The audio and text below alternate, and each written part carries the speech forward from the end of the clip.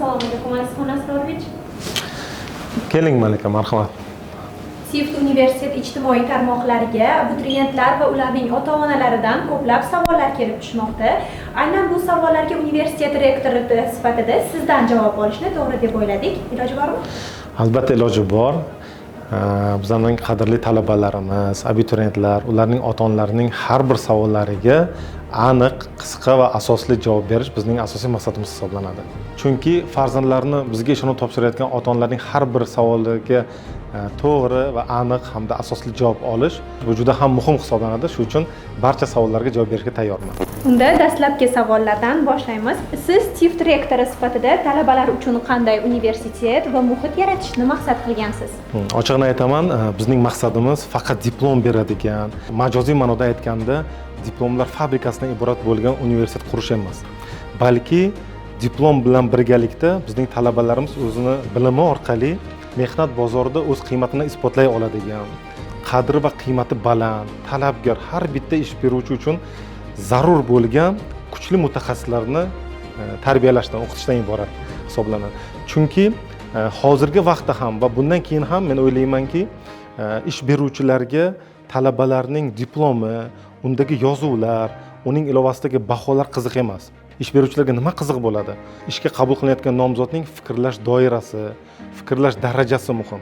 Yana bir bor aytaman, diplom ilovasidagi baholar emas, balki o'sha tashkilotdagi muammoni qanday hal qila olish darajasiga baho beradi. Ya'ni suhbat jarayonida o'sha tashkilotda mavjud muammolarni qanday bilimi orqali qanday hal qila olish darajasiga, tezkorligiga baho beradi.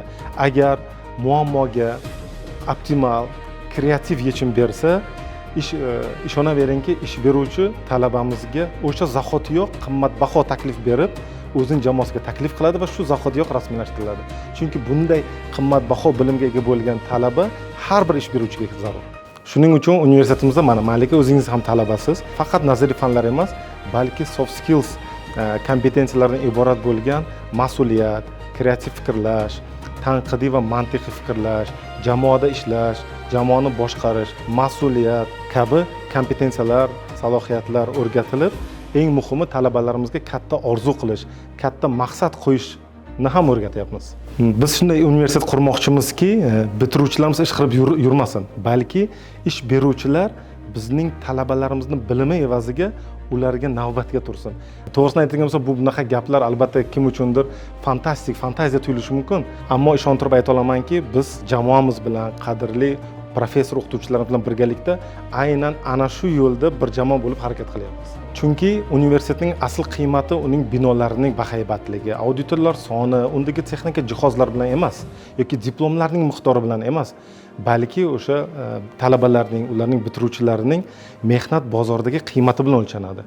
Yana bir bosh orzuyimizni aytaymiz sizga. Agar bir kun kelib, yirik kompaniya egalari, rahbarlari o'zaro suhbatlashganda bir-birlariga agar TIFT talabasini ishga qabul qilsangiz, ko'nglingiz xotirjam bo'ladi. Ular har qanday muammoni qisqa muddatda oqilona hal qila oladi desa, bu biz uchun eng yuqori baho, yuqori motivatsiya bo'ladi va eng katta reyting hisoblanadi biz uchun.